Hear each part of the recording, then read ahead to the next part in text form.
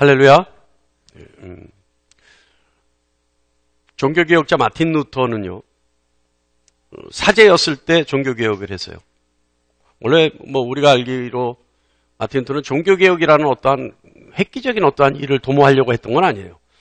다만 로마 가톨릭의 부정된 것들, 불합리하고 불의한 일들에 대해서 조목조목 지목하고 그 수정을 요구했죠. 근데 마틴 루터가 종교개혁을 하고 나서, 어쨌든 그것이 종교개혁이 되었으니까, 종교개혁을 하고 나서 수녀와 결혼했어요. 그래서 마틴 루터가 죽을 때까지 그 수녀를 굉장히 사랑했다고 합니다. 근데 마틴 루터는 종교개혁을 하고 난 후에 목사 설교자들이 교리에 대한 몰이에 대해서 굉장히 마음 아파했어요. 그리고 일반 성도들도 교리에 대해서 이해하지 못하고 알지 못하는 것에 대해서 굉장히 힘들어했어요. 그래서 마틴 루터가 두 권의 책을 쓰는데요. 많이 썼습니다만은 마음 아파했던 것 때문에, 교리 부분 때문에 두 권의 책을 쓰는데 뭘 썼냐 하면 대교리 문답서와 소교리 문답서를 씁니다. 대교리 문답서는 성인들을 위한 것이고, 소교리 문답서는 성도들의 자녀의 교육을 위해서 쓴 것입니다. 근데 이 소교리 문답서에는 십계명, 사도신경, 주기도문, 세례, 성례, 교회의 직무와 죄의 고백, 그리고 간단한 기도문, 이런 것들이 실려 있어요. 그러니까 십계명을 실은 게 아니라 십계명에 대한 해석들을 실은 거죠. 또 주기도문 해석, 사도신경 해석, 이런 것들을 이제 쭉 교리적 측면에서 봤을 때 이게 무슨 뜻이다라고 하는 것들을 썼다는 겁니다. 루터의 소교리 문답서를 보면요, 첫 번째가 십계명에 관한 것인데, 십계명에 관한 해석인데, 십계명에 관한 해석을 보면 아주 특이한 부분이 하나가 있어요. 여러분 알다시피 십계명은 몇 가지 계명이에요? 뭐 넌센스도 아니고 죄송합니다. 예? 여러분 집중해달라고 이제 하는 거예요. 10가지 계명이죠. 10가지 계명이죠. 근데 10가지 계명을 해석하면서 10가지 계명, 각 계명마다 공통적으로 들어가는 말들이 있어요. 그게 특이한 점이에요. 그게 뭐냐 하면 하나님을 두려워하고 사랑하여 라는 말들을 꼭 해석에 집어넣었어요. 예를 들어서 첫 번째 계명을 보면 나 외에 다른 신들을 내게 있게 하지 말라. 그죠? 이게 첫 번째 계명이에요. 근데 이 첫 번째 계명의 해석을 쓰면서 뭐라고 썼냐 하면 세상 모든 것 이상으로 하나님을 두려워하고 사랑하여 신뢰하라는 뜻입니다. 그러니까 세상 모든 것 이상으로, 모든 것보다 으뜸으로 하나님을 두려워하고 사랑하여 신뢰하라. 이게 해석이에요. 자, 하나님에 대한 계명, 다시 말하면 첫 번째, 두 번째, 세 번째 계명은 하나님에 관한 계명이에요. 그러니까 그것은 하나님을 두려워하고 사랑하여 이런 말이 들어가는 것 이해가 가죠. 그런데 네 번째 계명이 뭐냐면 부모에 대한 계명이에요. 그러니까 네 번째부터는 대인에 관한 계명, 대외적인 계명이에요. 그런데 이 네 번째 계명이 뭐냐면 부모에 관한 계명인데, 출애굽기 20장 12절 말씀에 가면 내 부모를 공경하라. 그리하면 내 하나님 여호와가 내게 준 땅에서 내 생명이 길리라. 자, 이 네 번째 계명을 해석하면서도 마틴 루터는 뭐라고 하냐면 하나님을 두려워하고 사랑하여 부모나 이웃을 엽순히 여기거나 노하게 하지 말고 존경하며 섬기며 복종하며 존중하여 사랑하는 마음으로 대하라는 뜻이다 라고 해석해요. 그러니까 조금 전에 우리가 첫 번째 계명을 예를 들었습니다만 네 번째 계명에도 뭐가 있어요? 하나님을 두려워하고 사랑하여. 그러니까 마틴 루터는요, 모든 계명에 해석을 하면서 하나님을 두려워하고 사랑하여. 여기서 여러분 두려워한다는 말은 무슨 뜻일까요? 경외한다라는 뜻이에요. 경외한다. 이 경외한다는 말은요, 하나님에 대해서 신적으로 존중함을 가지고 공경하고 경건함을 바탕으로 두려워하라 라는 뜻이에요. 자, 마틴 루터의 말을 해석하면 하나님을 두려워하고 사랑하여 라고 하는 말은 하나님을 두려워하기도 하고 사랑하기도 하고 라고 하는 두 가지 행위를 한꺼번에 말하는 게 아니에요.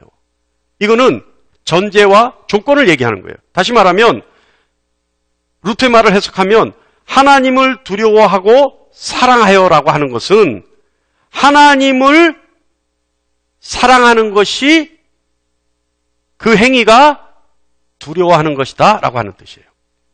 하나님을 경외하는 것이 곧 하나님을 사랑하는 것이다 라고 하는 뜻이에요. 이해하십니까? 그러니까 하나님을 사랑한다면 하나님을 반드시 두려워해야 된다. 그러니까 하나님을 사랑한다라고 하는 증명을 어떻게 해야 된다? 어떤 방법으로 할 수 있다? 하나님을 경외하는 것으로 할 수 있다. 그러니까 왜 그러잖아요. 사랑하는 사람 만나면 저기 거시기 해요. 이러면 사랑하는 거 아니에요? 제가 그때 컬럼 한번 썼는데 기억나신 분 있어요? 전라도 분들은 사랑한다는 말을 거시기 하구만 이러면 사랑하는 거예요. 경상도 사람은 뭐라 그러는지 아세요? 사랑하면 불 꺼라 알제 이러면 끝나는 거예요. 아세요 여러분? 알제 이러면 사랑한다 이 말이에요. 경상도 사람은 뭘 안다는 얘기예요. 내가 니 사랑하는 거 알제 이 말이에요. 그럼 알제 불 꺼라 이러면 그래서 사랑하는 거예요. 자, 그 뜻으로 우리는 사람이 하여간 말로 표현을 하든지 어떤 행위를 해서 상대를 사랑한다고 얘기해 줘야 되는데 하나님께 사랑한다라는 그 사실을 증명할 수 있는 방법은 마틴 루터에 의하면 하나님을 경외하는 것밖에 없다 이 뜻이에요. 자, 오늘 본문 말씀 보면 오늘 본문 말씀에는 하나님을 경외하는 것에 대해서 아주 명쾌하게 정리하고 있습니다. 오늘 말씀 12절 13절을 보면 하나님을 경외하면 하나님을 경외하여 자 올려보세요. 한번 우리가 본문을 보죠. 하나님을 자 보십시오. 내 하나님 여호와를 경외하여 그의 모든 도를 행하고 그를 사랑하며 마음을 다하고 뜻을 다하여 내 하나님 여호와를 섬기고 내가 오늘 내게 행복을 위하여 내게 명하는 여호와의 명령과 규례를 지킬 것이라. 자, 이게 뭐냐면 하나님을 경외하여입니다. 하나님을 사랑하기 때문에 하나님의 도를 행하고 하나님을 사랑하며 하나님을 섬기고 하나님의 명령과 규례를 지킬 것. 이것이 12절부터 13절에 경외하는 자들이 하나님께 표명할 수 있는 방법들이에요. 행위들이에요. 자, 그런데 정말 잘 쉽게 설명이 되어 있는데 그렇다면 정말 하나님을 경외하는 것에 대한 구체적인 의미는 뭐냐? 어떻게 보면 알까? 라고 하는 거예요. 근데 사실은요, 어떤 개념을 우리가 이해하려면 반대되는 개념을 먼저 알면 그 개념이 어떤 뜻인지 쉽게 이해가 가요. 자, 그렇다면 하나님을 경외하는 것에 반대되는 것은 무엇인지 우리가 한번 먼저 생각해 보겠습니다. 하나님을 경외한다의 반대는 뭘까요? 하나님을 무시한다? 예? 예? 크게 해보세요. 뭐라고요? 예, 했다고 치고. 하나님을 경외한다 반대말 우습게 본다? 우습게 본다. 수 있죠. 자, 우습게 본다. 그럼 우습게 보면 뭐 할까요? 제가 여러분께 왜 물어보냐 하면 설교 시간에 왜 일방적으로 얘기하지 않고 물어보냐 하면 여러분 머릿속에 이때 여러분 한번 생각해 보라는 의미예요. 자, 그러면 하나님을 경외한다, 하나님을 두려워한다 반대는 된다면 우습게 본다가 될 수 있잖아요.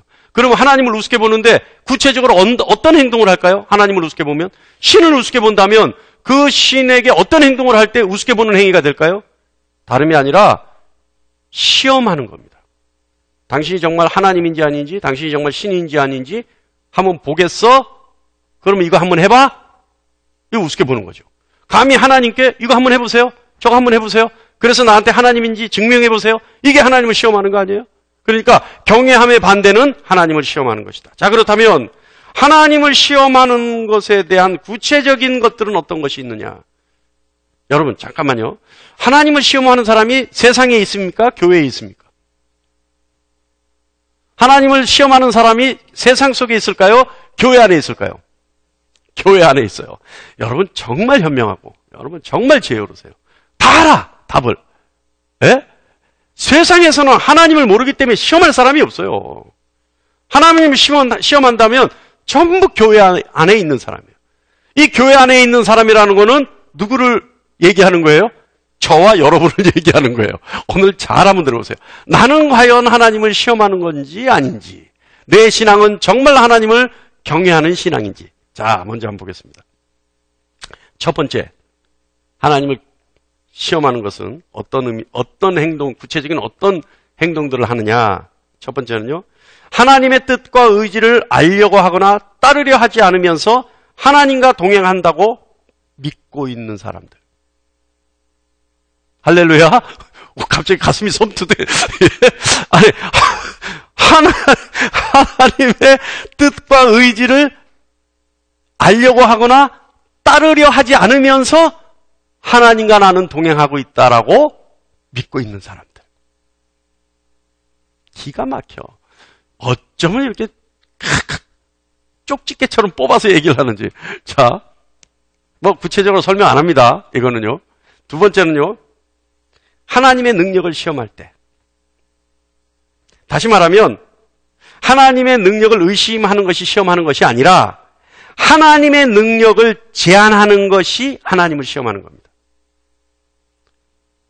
구체적으로 어떻게 하느냐면, 하나님이라면 이렇게 하셔야 돼. 하나님이라면 내가 원하는 이것을 해주셔야 돼. 하나님이라면 이런 모습으로 나에게 해주셔야 돼. 어때요? 할렐루야? 뭐 얘기 안 합니다. 더 이상. 한번 열심히 찔려보세요. 네. 자, 세 번째. 하나님이 내가 한 은밀한 일을 몰라주기를 바라는 마음 역시 하나님을 시험하는 겁니다. 하나님이 이를 아는지 모르는지 반신반의하여 하나님의 지식을 시험하는 거죠. 시편 94편 7편 말씀에 말하기를 여호와가 보지 못하며 야곱의 하나님이 알아차리지 못하리라 하나이다. 누가요? 우리가. 예? 내가 하나님 앞에 열심히 헌신하고 봉사하는 거 하나님이 옆에서 봐주기를 원해요. 근데 내가 숨어서 저지르는 은밀한 일은 하나님이 절대 한눈 팔기를 원해요. 또는 그 일은 하나님과 상관없는 일이라고 스스로 어때요? 확신해요. 할렐루야. 구체적으로 설명 안 합니다. 네 번째, 하나님의 살아계심을 시험해요. 출애굽기 17장 7절에 그들이 여호와를 시험하여 이르기를 여호와께서 우리 중에 계신가 아닌가 하였음이로라. 여러분, 하나님이 살아계심을 시험합니까? 우리 가끔 입술로 시험할 때 있어요. 아니, 하나님 살아계신 거 맞아? 아니, 하나님 계신 거 맞아? 어떤 때? 뭔가 형통하지 않을 때. 뭔가 기대한 것이 이루어지지 않을 때. 아니, 하나님 살아계신 거 맞아요? 예? 이건 뭐예요? 여러분, 부모 가슴에 치명상을 주는 게 무슨 말이에요? 내 부모 맞아? 왜 날 낳았어? 똑같은 얘기예요. 그럴 때 없어요? 난 한 번도 그런 얘기 안 해봤다. 여긴 다 착하게 사신 분만 있어요. 나는 수도 없이 해봤어. 근데 하나님 살아계신 거 아닌가? 하나님 살아계신 거 맞아? 이거 하나님 시험하는 거라는 거예요. 우리의 확인, 우리의 인정, 우리의 의지, 유무와 상관없이 하나님은 하나님이십니다. 할렐루야. 자, 다섯 번째. 하나님이 하시는 일에 대해 하나님의 방식을 거부하고 내 방식을 고집하는 경우도 하나님을 시험하는 겁니다. 우리가 소원하고 기대하는 것, 기도하면서 응답을 기다리죠. 근데 그 응답에 따른 수단, 하나님의 방법은 거부해버려요. 그럼 어떻게 하면 돼요? 내가 기도하는 대로, 내가 원하는 방법대로, 내가 바라는 방식대로 하나님이 해주셔야 하나님이에요. 그래서 그렇게 기도하는 분들은 공통점이 있어요. 뭐예요? 때를 써. 뒹굴어 막. 그리고 안 되면 울어. 그건 누가 하는 거예요? 애들이 하는 거예요. 애들이 엄마 손잡고 마트 가다가 장난감 코너 앞에서 주로 우리가 목격하는 일 아니에요. 뒹굴고 눕고 들어눕고 떼쓰고 소리 지르고, 예? 이게 하나님을 시험하는 일이란 말이에요. 자, 어떤 경우도 있냐면요. 이런 분들도 있어요. 건강해지기를 원하면서 절대 약도 안 먹고 밥도 안 먹어. 음식을 안 먹어. 건강해질 수 있어요? 그래놓고 뭐라 그래요? 하나님 나 건강하게 해주세요. 있어요. 또요. 하나님의 기적만 원해. 그리고는 어떤 위험한 일도 덤벼들어. 불나방처럼. 하나님이 보호해 주실 거라고. 하나님이 기적을 일으켜서 보호해 주실 거라고. 누가 그래요? 많아요, 여러분. 아니 무슨 뭐 조그마한 구멍가게를 차리더라도 하나님이 도와주시겠지 뭐. 그냥 시작해버리는 거예요. 그리고 안 되면 뭐라 그래요? 하나님 계신 거 맞아? 이런 그때부터는. 하나님, 내가 어떻게 했는데 하나님. 그때부터는 하나님 앞에 막 가기 시작하죠. 이거 다 뭐예요? 하나님을 시험하는 거예요. 그래서 하나님을 시험하는 것, 조금 전에 우리가 예를 들은 거, 그 말에 가장 정확한 비유가 어디 있냐면, 비유가 아니죠. 정확한 사실이 어디 기록되어 있냐면 마태복음 4장에 기록되어 있어요. 마귀가 예수님을 시험한단 말이에요. 뭐라고 시험하냐 하면 성전 꼭대기에 세우고 뛰어내리라. 손으로 너를 받들어 발이 돌에 부딪히지 않게 하리라. 뭐야? 너는 네가 하나님의 아들이거든. 네가 마음대로 뛰어내려. 성전 꼭대기에서 뛰어내려도 돼. 그렇다면 말씀에 의하면 하나님이 너를 받들어서 천사들이 너를 받들어서 절대 네 발도 상하지 않을 거야. 똑같은 얘기죠. 그때 주님 뭐라고 대답하셔요? 주 너의 하나님을 시험하지 마라. 어때요? 지금까지만 해도 우리가 지금 어때요? 우리의 신앙과 지금까지 하나님을 시험한 예를 들어보면 어때요, 여러분? 그냥 답은 할렐루야죠? 예. 그죠? 할렐루야? 예. 찔림이라고 느끼고 할렐루야라고 대답한다. 할렐루야. 예. 자, 6번째. 하나님의 의지에 우리의 의지를 복종시키려 하지 않고 우리의 의지에 하나님의 의지가 복종되기를 기대한다. 하나님 시험하는 거예요. 하나님이 약속하지 않았음에도 불구하고 하나님이 행하여 주실 것이라고 확신하고 요구하는 것. 하나님이 약속은 안 했어요. 하나님 약속을 해야 그게 이루어져요. 그런데 하나님 약속의 유무와 상관없이 나 혼자 확신해. 이건 역시 하나님을 시험하는 것이다. 이것을요, 어떤 경우에는 내 믿음이라고 생각해요. 무턱대고 그냥 덮어놓고 믿어버리면, 덮어놓고 확신하면 하나님이 해주실 거라고 먼저 생각해버려요. 이것 역시 하나님을 시험하는 것이다. 우리의 믿음은 무엇을 바탕으로 해야 되죠, 여러분? 우리의 믿음은요, 하나님의 약속을 바탕으로 신뢰하고 끝까지 그것을 믿고 따르는 것, 이것이 믿음이에요. 우리가 가지고 있는 객기를 부리는 확신은 믿음이 아니에요. 그거는 뭐예요? 광신이에요. 덮어놓고 믿어버리는 거예요. 믿음이라고 하는 것은 하나님이 약속하신 그 약속을 끝까지 인내하면서 신뢰하고 의지하는 것이 믿음입니다. 할렐루야! 이게 순서가 바뀌어버리면 그때부터 뭐가 돼요? 하나님을 시험하는 꼴이 돼버려요.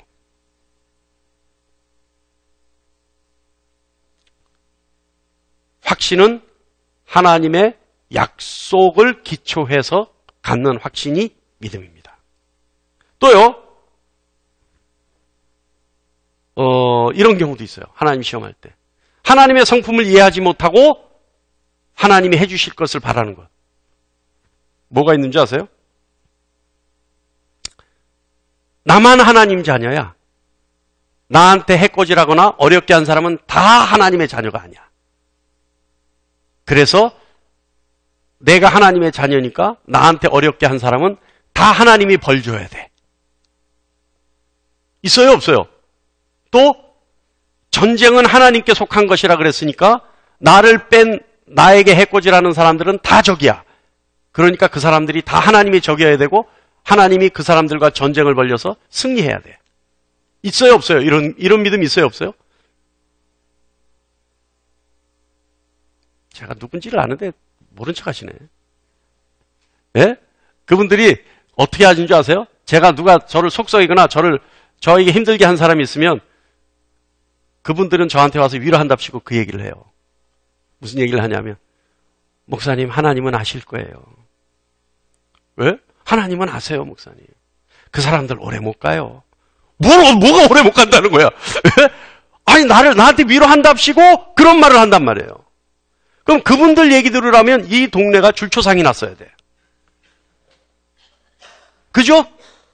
그런데 그게 아니라는 거예요. 하나님의 성품은. 그런데 우리는 하나님의 성품과 상관없는 것을 신봉하고 확신해서 그것이 이루어진다라고 하는 믿음을 가져요. 이게 뭐라고요? 하나님을 시험하는 거예요. 할렐루야. 그런데요. 자, 하나님을 시험하는 거 이렇게 쭉 해보니까 어때요, 여러분? 뭔가 하나씩은 다 걸리죠? 예, 불과 몇 가지 했어, 지금?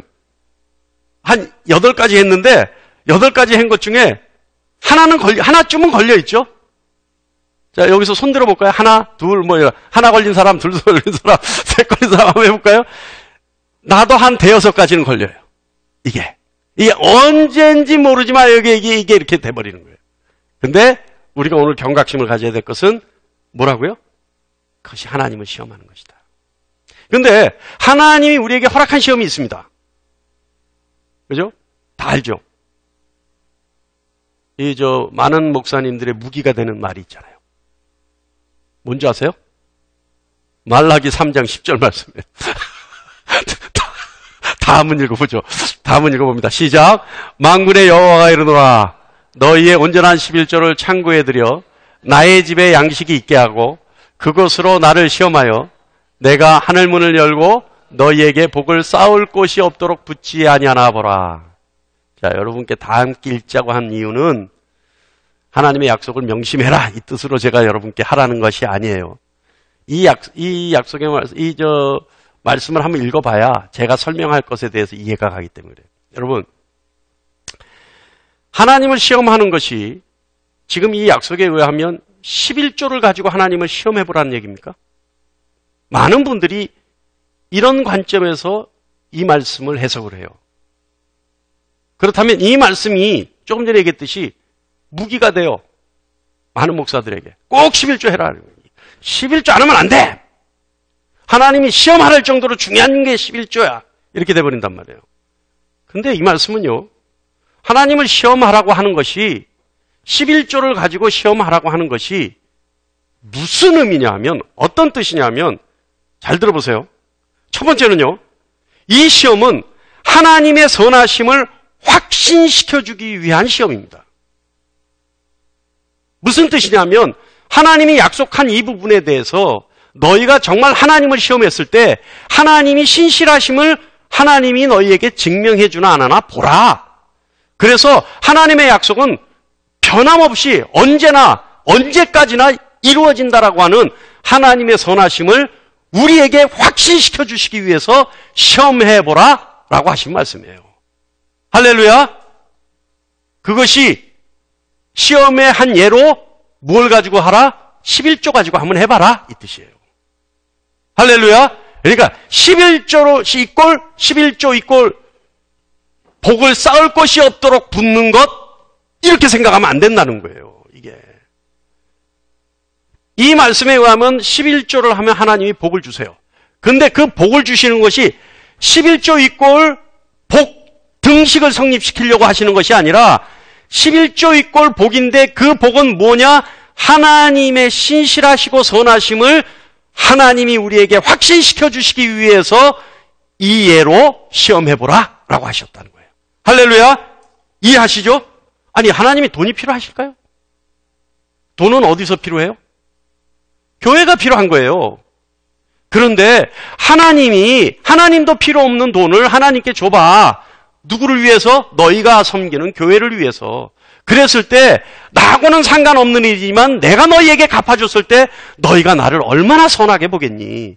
나는 선한 존재야 라고 하는 것을 우리에게 확신시켜 주시기 위해서 하나님이 11조를 가지고 나를 시험해보라 이 뜻이란 말이에요. 할렐루야. 이해하시죠? 이해하시죠? 예. 두 번째는요.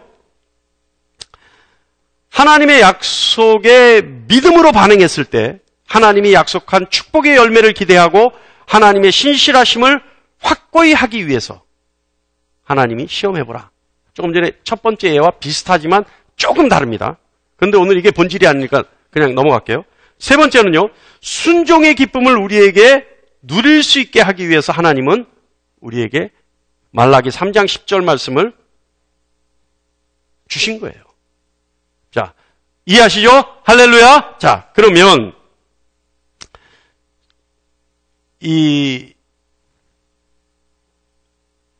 하나님이 허락하신 시험은 어떤 결과가 있느냐? 사단의 계계를 무너뜨리고 하나님과 우리의 관계를 확고히 합니다. 그리고 사단의 유혹을 이기게 합니다. 이것이 하나님이 허락하신 시험의 유익한 점입니다. 그런데 하나님을 부당하게 시험한 것에 대해서는 어떤 불이익이 있냐면 우상을 생산하게 됩니다. 그러니까 자신이 만든 하나님을 시험하면서 자신이 만든 자기 의지의 뜻에 합당한 하나님을 만들어내죠.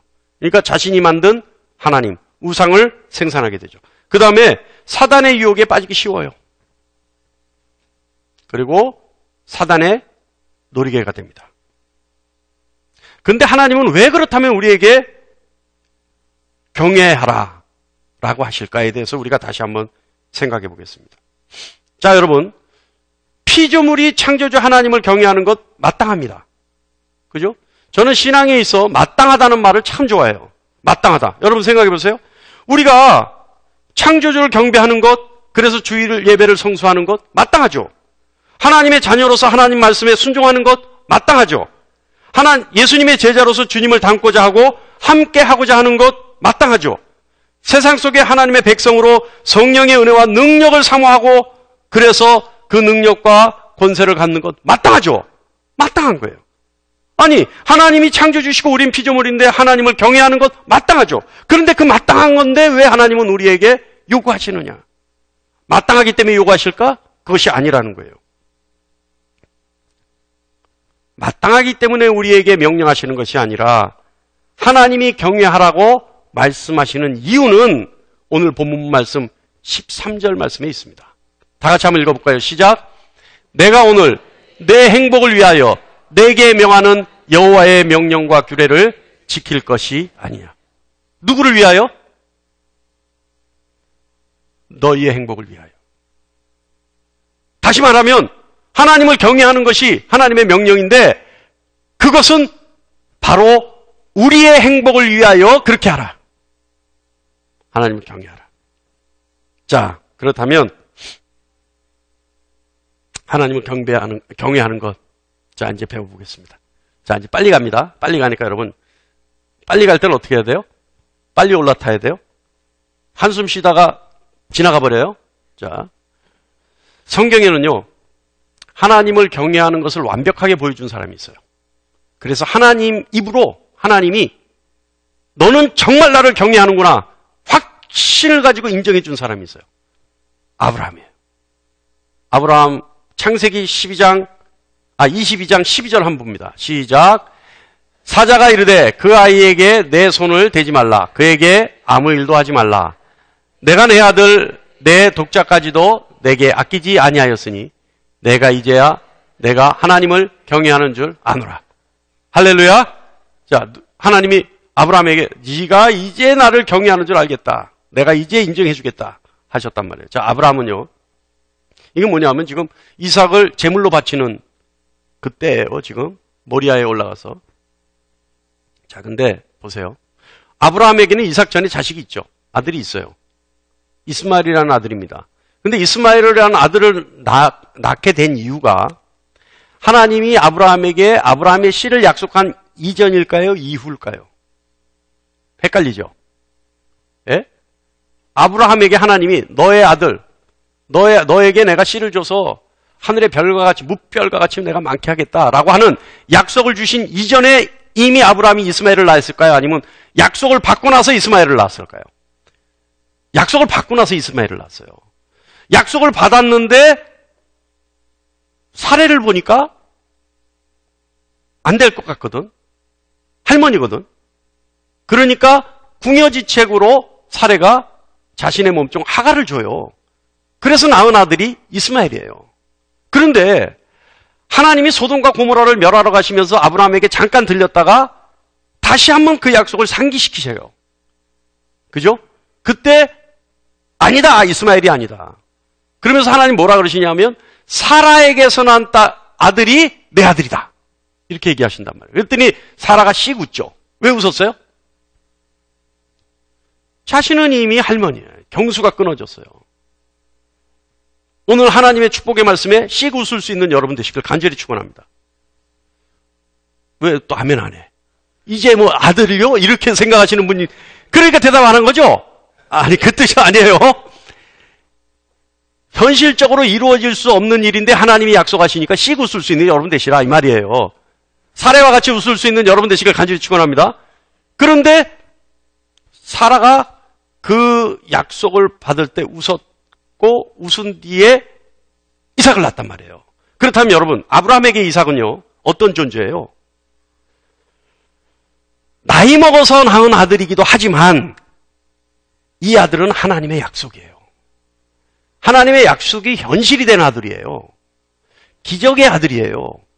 이 아들에게서는 어떤 때 선뜻 보면 퍼뜩 이렇게 보면 하나님의 형상이 보인단 말이에요. 왜? 하나님의 약속의 증거니까. 그렇다면 나이 먹어서 귀한 아들이기도 하지만 이 아들은 하나님의 약속의 열매예요. 그렇다면 여러분 생각해 보세요. 나이 먹어서 아들이라서 귀엽고 우상이 될 수도 있는데 거기다가 하나님의 약속의 증거란 말이에요. 열매란 말이에요. 그렇다면 아브라함에게 있어서 이 아들은 어떤 아들이에요? 하나님과 같은 존재가 돼버려요. 어느 날 순간에. 그랬을 때 하나님이 그 우상을 치워버리라는 거예요. 그래서 제물로 바치라는 겁니다. 그랬을 때 아브라함이 어떻게 했어요? 이삭을 제물로 바쳤어요. 다시 말하면 아브라함은 하나님 한 분만 놓고 나머지를 다 버려버렸어요. 나머지가 뭐였어요? 우상이었잖아요. 하나님의 열매잖아요. 하나님의 약속의 증거잖아요. 하나님의 축복의 열매란 말이에요. 100세에 낳은 아들이에요. 그러니까 여러분 이런 눈에 넣어도 아깝지 않고 언제나 축복의 근원일 것 같은 그 아들이 나에겐 언젠가 우상이 되어버렸는데 하나님이 요구하시는 것이 나 하나를 놔두고 나머지를 다 버려라 명령하셨을 때 아브라함이 어떻게 했어요? 버려버렸어요. 그래서 제가 그것을 선택이라고 합니다. 선택은 더하는 것이 아니라 하나님 한 분만을 놓고 나머지를 버리는 게 선택이에요. 할렐루야. 선택은 내가 많은 것 중에 하나님을 고르는 것이 아니라 하나님 한 분만을 놓고 나머지를 다 버릴 수 있는 선택하는 용기가 선택이에요. 하나님을 선택하는 여러분 되시길 바랍니다. 그렇다면 뭐예요? 아브라함처럼 다 버려버리는 거예요. 다 싹 버려버려요. 그때 하나님이 뭐라 그러셨어요? 내가 나를 경외하는구나. 내가 인정해 줄게. 이제서야 네가 나를 경외하는 줄 알았다. 할렐루야. 자, 이게 경외입니다. 그죠? 이제 알았죠? 이랬을 때 아브라함이 이렇게 했을 때 하나님이 경외한다. 인정해 줬어요. 그렇다면 여러분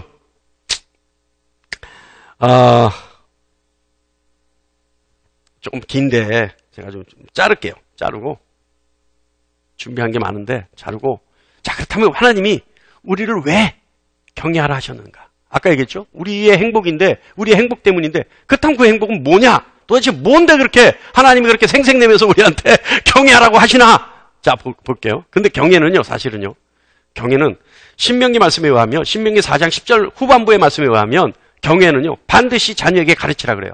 나를 경외함을 후반부 마지막에 봅니다. 나를 경외함을 배우게 하며 그 자녀에게 가르치게 하라. 경외함을. 이게 왜 뭐예요?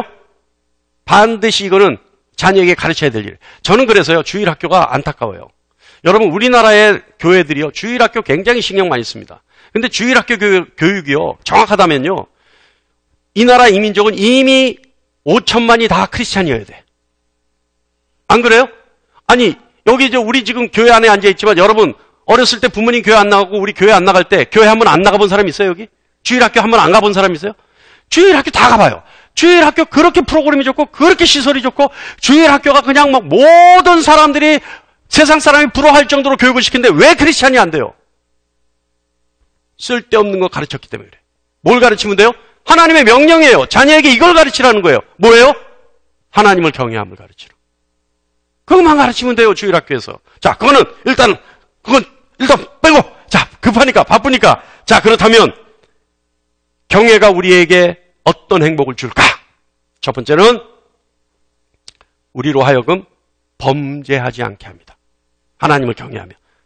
제가 볼게요. 모세가 백성에게 이르되 두려워하지 말라. 하나님이 임하심은 너희를 시험하고 너희로 경외하여 범죄하지 않게 하려 하심이니라.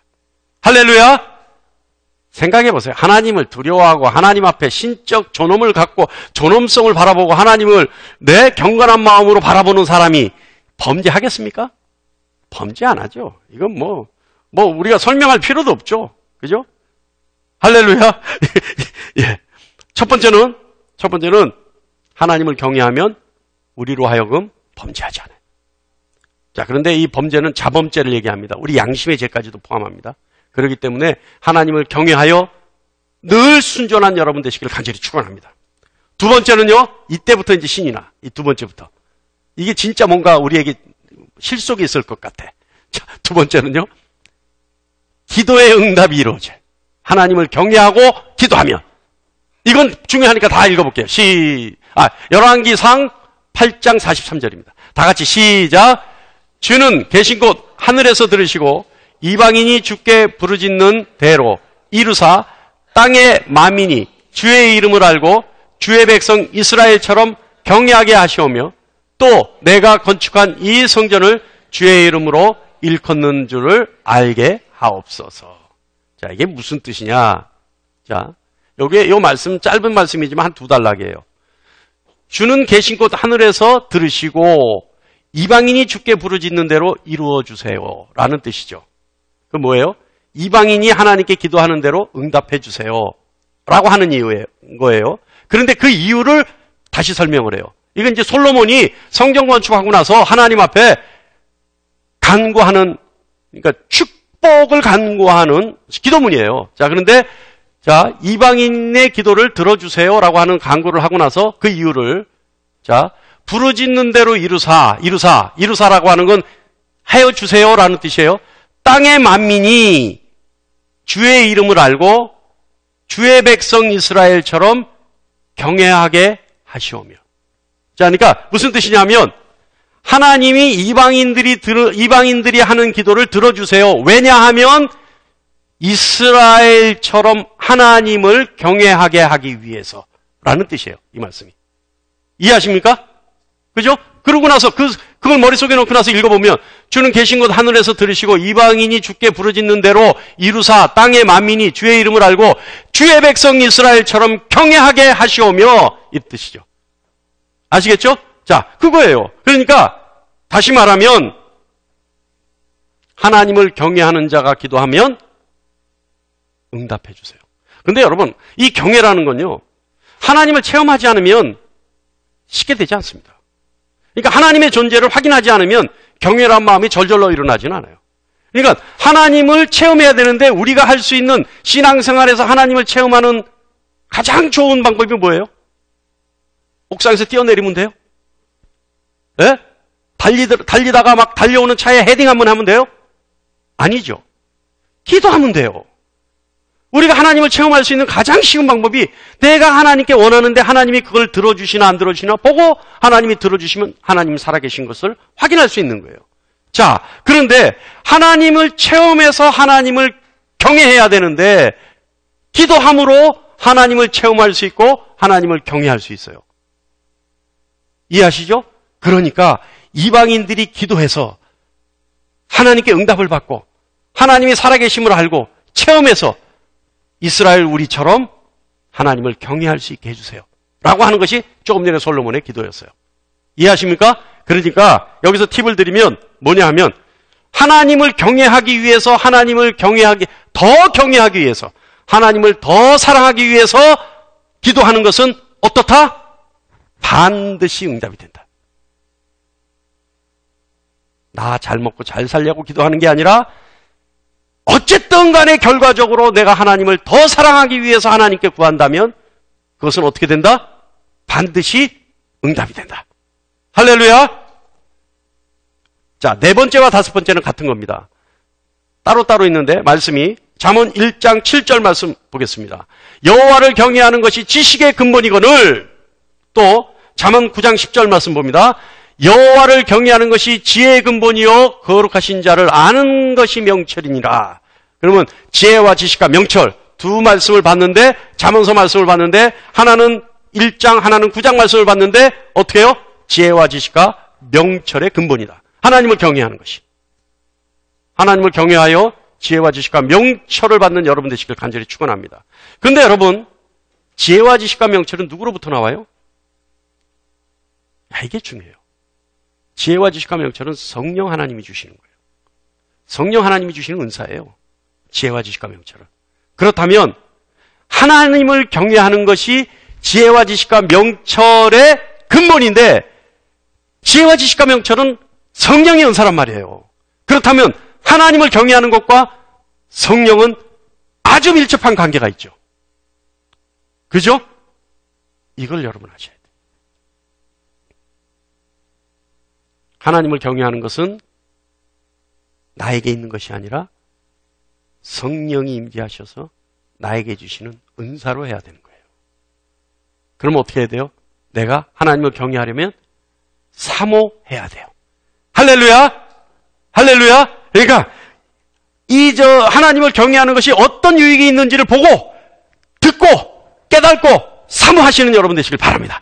자, 이제 여러분 귀가 번쩍 뜨이는 거 마지막 두 가지 남았어요. 이제 두 가지. 자, 하나는 마지막 일곱 번째. 마지막이 아니야. 마지막에 하나 전인 일곱 번째. 하나님을 경외하면 복을 받아요. 다 같이 시작. 겸손과 하나님을 경외함의 보상은 재물과 영광과 생명이니라. 할렐루야. 지금 졸립다가 갑자기 귀가 번쩍 뜨이죠. 예? 하나님을 경외하면 반드시 재물과 영광과 생명이 여러분에게 임합니다. 할렐루야. 그런데요, 저는 이 말씀 보다가 또 깜짝 놀라서 꼬꾸라졌어. 이게 뭐예요? 재물과 영광과 생명이 하나님이 보상이래요. 보상. 아니, 하나님을 경외하는 것이 피조물인 우리가 마땅한 일인데 그 마땅한 일을 받으시고 우리에게 보상을 해주시겠다는 거예요. 저는 여기서 또 한 번 하나님 앞에 반하지 않을 수가 없었다니까. 그렇잖아요, 여러분? 그러니까 저는 이 말씀을 보면서 역시 하나님은 우리에게 그냥 퍼주고 싶어서 그냥 안달이 나신 분이야. 그러니까 명분만 요만큼만 있으면 그냥 기다렸다는 듯이 우리한테 주시는 분이에요. 왜? 하나님을 경외하는 것이 마땅한 일임에도 불구하고 하나님은 보상이라고 약속을 해주시니까. 깨달을 수 있는 여러분 되시길 바랍니다. 여러분, 재물과 영광과 생명이 여러분에게 넘치도록 임하는 하나님을 사랑하는 여러분 되시길 바랍니다. 사랑 곧 경외라 그랬어요. 자, 이제 마지막. 장수해요. 하나님을 경외하면. 다 같이 시작. 여호와를 경외하면 장수하느니라. 그러나 악인의 수명은 짧아지느니라. 이 말씀에 의하면 하나님을 경외하는 자는 곧 의인이라는 얘기예요. 근데 아까 뭐라 그랬어요, 우리가? 하나님을 경외하는 것이 곧 지혜와 지식과 근본이다 할 때 뭐라 그랬어요? 성령의 은사인데 성령의 임재가 경외하게 한다라고 했잖아요. 그렇다면 이 말씀하고 딱 맞아떨어지죠. 잠언서 말씀하고. 하나님을 경외하면 장수하느니라. 다시 말하면 뭐라는 얘기예요?